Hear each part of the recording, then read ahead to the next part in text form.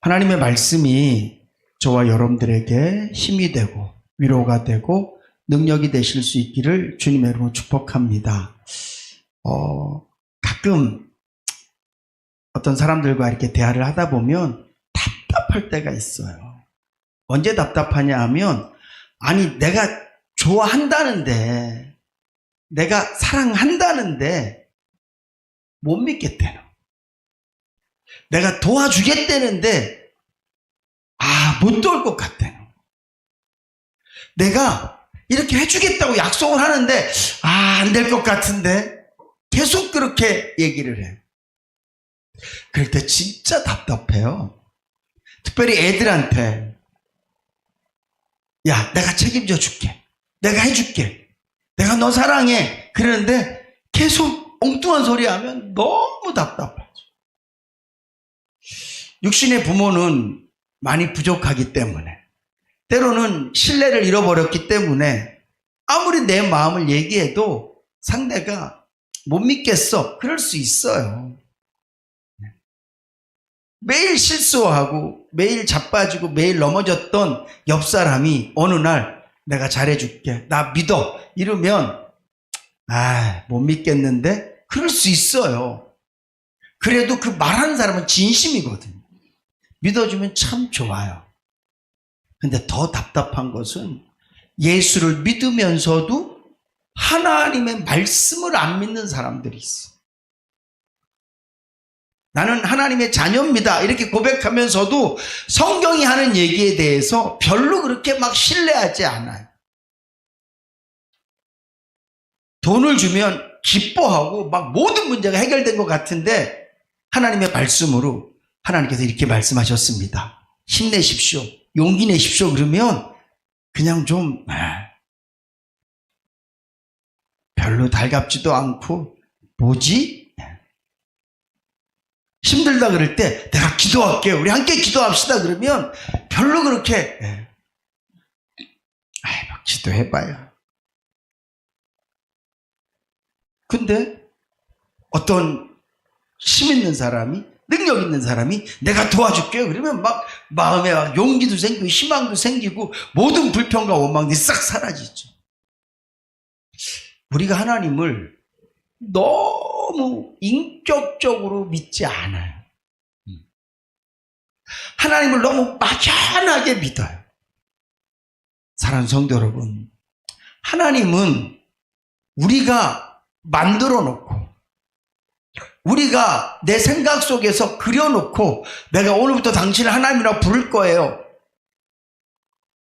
이제 하나님은 내가 만든 하나님이고, 내가 상상해낸 분이고, 이제는 내가 힘들고 어려울 때 내가 한번 기대고 내가 의지하고 그런 분으로 내가 이렇게 종교생활 할 거예요, 그럴 수 있는 분이 아니란 말이에요. 하나님께서 나를 선택하신 것인 줄로 믿으시기 바랍니다. 제가 누차 말씀드리지만 세상의 모든 종교는 사람이 만들었어요. 너무 힘드니까, 내일 일을 너무 알 수 없으니까, 어디 좀 마음을 기대고 싶고 의지하고 싶은데 기댈 데가 없고 의지할 데가 없으니까, 그래서 인간이 스스로 종교를 만들어요. 근데 여러분, 기독교는 인간이 만든 종교가 아니에요. 하나님께서 먼저 계신 줄로 믿으시기 바랍니다. 사람이 있기 전에 하나님 먼저 계셨단 말이에요. 세상의 역사가 시작되었지 하나님 먼저 계셨어요. 세상 그 어떤 책에도 그런 내용이 없는데 성경은 선포해요.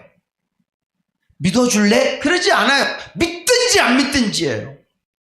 하나님이 태초에 세상을 창조하셨다. 하나님이 인간도 만드셨다.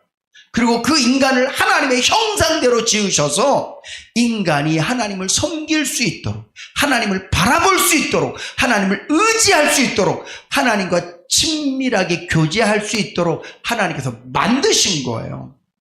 그래서 우리 인간에는 저절로 하나님을 향한 마음이 갈 수 있도록, 심지어는 예수를 안 믿어서 하나님은 잘 모르지만 인간의 마음 속에 영성이라는 게 있어서 신앙심을 갖게 만들고 종교심을 갖게 만드는 그런 기본적인 틀이 있다는 것. 이것이 하나님께서 우리 인간을 만들 때 주신 마음이에요. 그래서 사도 바울이 얘기하잖아요. 아테네에 가서 야, 니들이 신을 이렇게 많이 섬기는구나. 이렇게 신을 너희들이 스스로 만들어서 태양신도 만들고 무슨 신도 만들고 그리고 심지어는 내가 잘 모르겠는데 그러면서 신을 하나 만들어 놓은 거예요. 이 정도로 너희들에게 종교심이 있는데 이거 하나님이 너희들에게 주신 것이다. 사랑하는 성도 여러분, 오늘 우리가 믿는 하나님은 내가 막연하게 이럴 거야 그런 분이 아니세요. 성경이 기록되어져 있는 대로 역사하신 하나님이고 역사하신 하나님이고 역사하실 하나님인 줄로 믿으시기 바랍니다. 그 하나님은 여전히 살아계셔서 우리의 아버지 되어주신 거예요. 하나님께서 우리의 아버지이신데 우리가 그분을 너무 의지하지 않아요. 그분의 말씀을 너무 내 마음속에 진심으로 받지 않아요. 하나님은 우리에게 절대 사기치시는 분이 아니세요. 특별히 오늘 이 본문 말씀을 통하여서 2026년도 살아가실 때 이 말씀대로 하나님을 기억하실 수 있기를 주님으로 축복합니다. 오늘 이 말씀의 가장 중요한 핵심은 물이 아니에요. 우리는 이 말씀을 읽을 때마다 하나님, 그렇죠. 먼저는 내 삶에 불이 없게 해주세요. 하나님, 내 삶에 물이 없게 해주세요. 이스라엘 백성들이 출애굽 딱 해서 가나안 땅으로 갈 때 그들의 계획 속에는 홍해가 앞을 가리는 거 없었단 말이에요. 그들도 알고 있어요. 가나안 땅 가는 것. 우리가 한 번도 그 길을 가본 적은 없지만 우리의 선조 야곱이 그의 아들과 그의 손자들을 데리고 애굽 땅에 올 때 홍해를 건넜다는 얘기가 없단 말이에요. 가나안 땅에서 애굽으로 오는 길이 있다. 우리가 그 길로 가겠지. 그런 생각을 한단 말이죠. 그들이 애굽에서 가나안 땅에 갈 때 설마 이 정도로 하나님께서 역사하셨는데 10가지 재앙을 통해서 바로 왕이 그냥 기겁을 하고 깜짝 놀라고 우리에게 어서 가십시오. 심지어는 우리가 떠나면서 다 내놔. 지금까지 우리가 수고한 거 다 내놔. 니들 집에 있는 거 갖고 와. 그때 그냥 막 줘서 뭐든지 다 드릴 테니까 제발 좀 떠나십시오. 이래서 떠났단 말이에요. 그랬더니 이스라엘 백성들 생각 속에 계획 속에 바로가 다시 군대를 이끌고 우리를 쫓아오겠지. 그런 거 상상도 안 했어요. 하나님이 우리를 인도하시니까 때가 되면 애굽보다 우리가 훨씬 더 진수성찬을 먹겠지. 이런 기대를 하는 거죠. 비록 우리가 사막을 지난다 할지라도 어느 정도 걷고 나면 우리 앞에 오아시스가 탁 펼쳐져서 물도 마음껏 마실 수 있겠지. 다 그런 기대를 갖고 그 길을 시작하는 거예요. 왜냐하면 하나님의 능력을 받기 때문에. 하나님이 얼마나 힘있고 능력 있는 분인지 아니까 그들이 그 길을 나서는 거예요. 만약에 나서자마자 홍해가 있고 나서자마자 애국 군대가 막 쫓아오고 조금 있으면 물이 없고 불뱀이 나오고 막 원망하면 막 땅이 갈라지고 이런 걸 그들이 다 알았다면 아마 많은 사람들이 머물렀을 거예요. 우리 안 가요. 우리는 연약한 인간이기 때문에 누구나 다 불도 싫고 물도 싫어요. 차가운 겨울도 싫고 뜨거운 여름도 싫어요. 우린 연약한 인간이기 때문에 고난 싫어요. 어려움 싫어요. 당연히 있을 줄은 알지만 할 수만 있으면 나는 좀 피해가 주세요. 이게 우리의 솔직한 바람이에요. 사도 바울도 아무리 믿음이 있어도 하나님 나에게 고난을 주시옵소서 그렇게 기도하진 않아요. 고난이 왔을 때 감당을 해내고 고난이 왔을 때 믿음으로 승리하지 고난을 달라고 얘기하지 않아요. 그리고 고난을 내가 원하지 않아도 고난은 우리에게로 다가와요. 그럴 때 우리의 관심이 물에 있느냐 불에 있느냐, 불의 온도는 몇 도고 물의 깊이는 얼마고, 우리는 계속 이런 거에 관심이 있어요. 사랑하는 성도 여러분, 예수 믿는 사람이 관심 가져야 될 것은 물도 아니고 불도 아니야. 오늘 본문 말씀에 보면 야곱아 너를 창조하신 여호와께서 이제 말한다. 결국 이스라엘 백성들이 기억해야 될 것은 지금 내가 당하고 있는 불, 내가 겪고 있는 물이 아니라 나를 창조하신 하나님을 기억해야 될 줄로 믿으시기 바랍니다. 2026년도 맞아요. 하나님 할 수만 있으면 고난이 없게 하여 주시옵소서.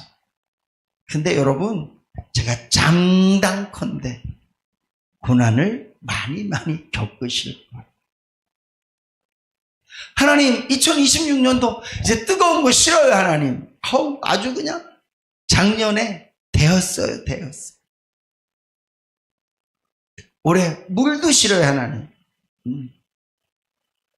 누가 나보고 물 조심하라 그랬어요. 물도 싫어요. 근데 우리의 인생은 이미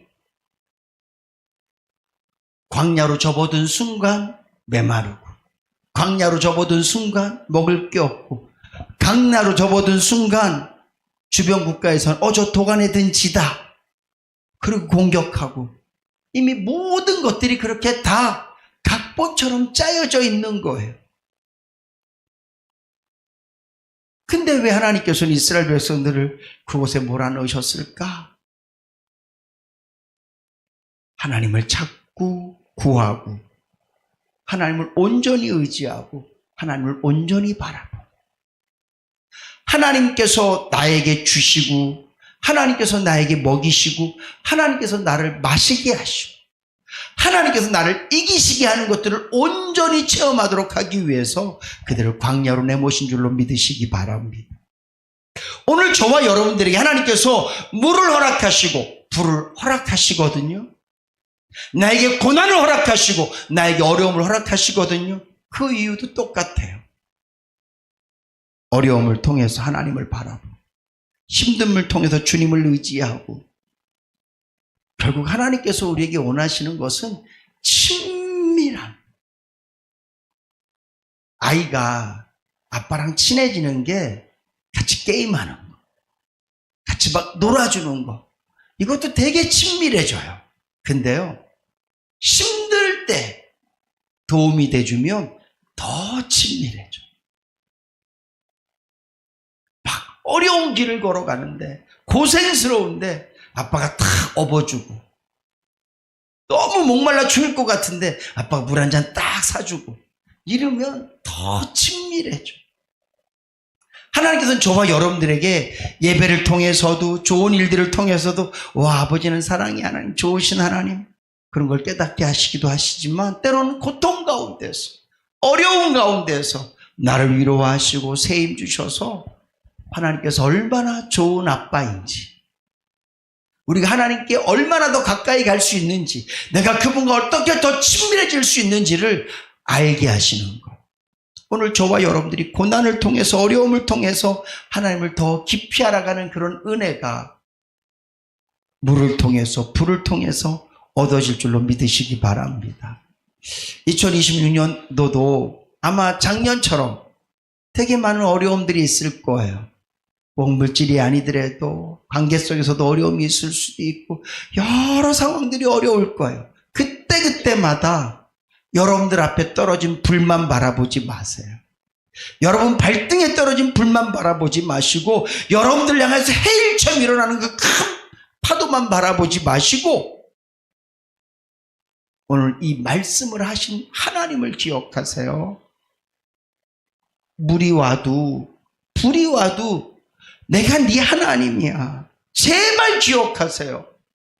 자꾸 사람들이 물이 오면 하나님 나 안 사랑하시나 봐. 불이 오면 하나님 나를 버리셨나 봐. 오늘 성경이 뭐라고 얘기해요?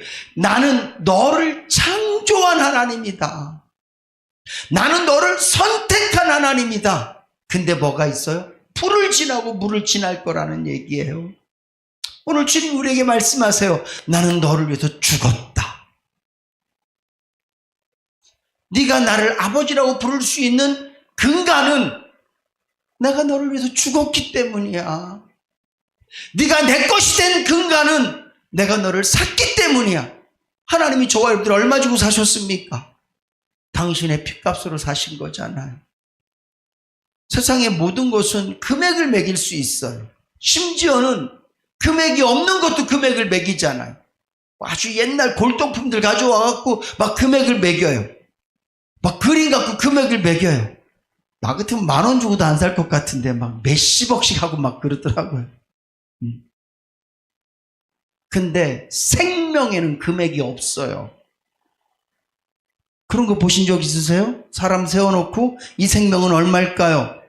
20대니까 얼마, 30대니까 얼마. 물론 뭐 생명보험 이런 거 들여서 돌아가시고 나면 그 생명에 대한, 그 삶에 대한 값어치는 다를 수 있지만 살아있는 사람의 생명값을 매길 수 없단 말이에요. 무엇으로 그 생명값을 대할 수 있겠습니까? 근데 하나님께서 저와 여러분들을 위해서 인간의 몸으로 이 땅에 오셔서 우리를 위해서 죽으셨어요. 그 생명값은 얼마일까요? 성자 하나님의 생명값은 얼마일까요? 예수 그리스도의 생명값은 얼마일까요? 그분이 이 온 세상을 창조하신 분이세요. 우리 한 사람 한 사람의 생명도 이 세상에 그 어떤 것과 맞바꿀 수 없을 만큼 소중한 것이지만 그분은 하나님이셨단 말이죠. 그분이 날 위해서 죽으셨어요. 그럼에도 불구하고 우리에게는 물이 오고 불이 온단 말이에요. 그때 불 보지 마시고 물 보지 마시고 나를 위해서 십자가에서 죽으신 예수 그리스도 바라보실 수 있기를 주님의 이름으로 축복합니다. 성도가 승리하는 길은 다른 거 없어요. 주님 자꾸 바라보는 거예요. 제가 이 앞에다가 목사, 뒤에다가도 목사 써놓고 다닌다고 해서 제가 시험 들지 않겠습니까? 아니에요. 그렇지 않아요. 목사라는 이 자리가 사람들 앞에서 체면치레를 하고 좀 점잖은 척 할 수 있을지 모르지만 목사라는 이름 따위가 어려움이 왔을 때, 힘든 일이 생겼을 때 믿음 지키게 하는데 이거 아무짝에도 쓸모없어요. 목사라는 이름이 나를 정말 막 거룩하게 하고 목사라는 이름이 믿음을 갖게 하면 대한민국에 있는 목사님들 그렇게 살지 않을 거예요. 오히려 그 이름이 우리를 더 망가뜨리기도 해요. 근데 중요한 건 예수 바라보면 어떤 예수입니까? 나를 위해서 십자가에서 죽으신 예수 그리스도. 하나님께서 이스라엘 백성들에게 니들 힘들지, 어렵지, 특별히 이사야 같은 경우에는 여러 왕을 거치면서 이스라엘의, 특별히 북이스라엘의 어려움들도 다 보고 남주다의 어려움들도 다 보고 하나님께서 범죄한 사람들을 어떻게 대하시는지 다 보고 너무 그 마음이 힘들고 어려워요. 심지어는 그에게 포로로 끌려가는 모든 것들도 다 바라보게 하시고 망하는 것들도 다 보게 하시고 그의 입술로 예언케 하시고 참 힘들어요. 그때 하나님께서 이사야에게 네 고통을 보라, 네 어려움을 봐라 그렇게 말씀하시는 게 아니에요. 네가 아무리 어려워도, 이스라엘이 아무리 힘들어도 이스라엘을 창조하신 분은 하나님이시라는 거예요. 이스라엘을 선택하신 분은 하나님이시라는 거예요. 말라기서 말처럼 내가 에서는 미워하고 사랑했다. 잘 모르겠어요. 왜 사랑하고 에서는 왜 미워했는지. 그건 하나님께 맡겨버리고 나를 사랑하셨다고요. 저와 여러분들을 사랑하셨다고요. 그 사랑하신 그 하나님, 그 하나님을 바라보실 수 있기를 주님으로 축복합니다. 그런 경험이 있으시잖아요. 어떨 때는 어려움이 딴 때보다 훨씬 더 컸는데 믿음으로 잘 감당해냈어. 이유가 어디에 있어요? 주님 바라봤기 때문에. 어떨 때는 코딱지 코딱지만한 어려움인데도 그냥 시험 들어가고 저 깊숙한 곳에서 헤어나지 못하고 있을 때 있어요. 왜 그래요? 요만한 시험이 왔는데 주님 바라보지 않으니까 요만한 시험이 눈덩이처럼 자꾸 불어나서 결국은 코딱지만 했던 것이 큰 바위처럼 커져서 문제가 커진 게 아니에요. 내 마음에 그 문제에다가 근심도 붙이고 걱정도 붙이고 염려도 붙이고 의심도 붙이니까 그 문제가 점점 더 커지는 거예요. 아무리 큰 어려움이 와도 주님 바라보면 믿음의 칼로 말씀의 칼로 어려움들을 쪼개면 내가 감당해낼 만한 것이 되어지는 거예요.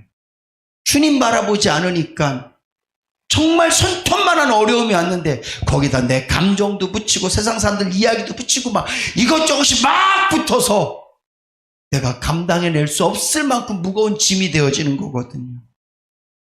사랑하는 성도 여러분, 주님 바라보는 거예요. 네?